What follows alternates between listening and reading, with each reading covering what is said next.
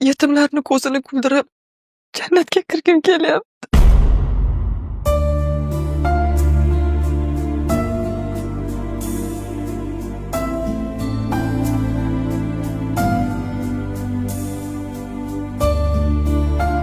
Assalomu alaykum. Va alaykum assalom. Qo'lingizda ikkita paket bor edi shekilli. Ha, pastda qo'shnilarga berdim. Yetim bolalarini ko'zi kulsin dedim-da. Shu yetimlarni ham sizdan boshqa boqadiganlari bormikan? Ey. Biz kimmiz? Gunohkor banda.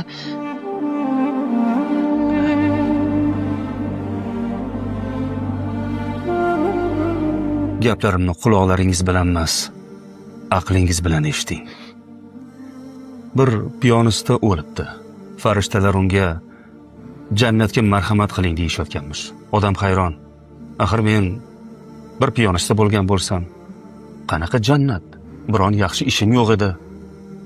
Biz ham so'radik. Bu odamni jannatga kirgizadigan nima yaxshi ishi bor edi? Bizga aytildiki, bir kun rosa ichibsan. Oyoqda tura olmaydigan darajada mast ekansan va yiqilib tushibsan. Keyin hamma yog'ing loy holatda zo'rg'a o'rningdan turibsan. Yolg'iz o'tirgan yetim bolaga ko'zing tushibdi. Uni boshini silab, yo'lingda davom etibsan. Odam yig'lab voribdi. Eslayman o'sha paytni. Eslayman-da, lekin maqsadim bolaning boshini silash emas edi. Qo'limni loyini artish edi. Farishta javob beribdi. Seni maqsading yomon bo'lgan bo'lishi mumkin. Lekin sen o'zing istamagan holda Robbimni bir yetim bandasini ko'zini kulishiga sababchi bo'lding. Shu sababli afv etilding. Shu saryog'ni ham qo'shniga olib chiqib bersam maylimi?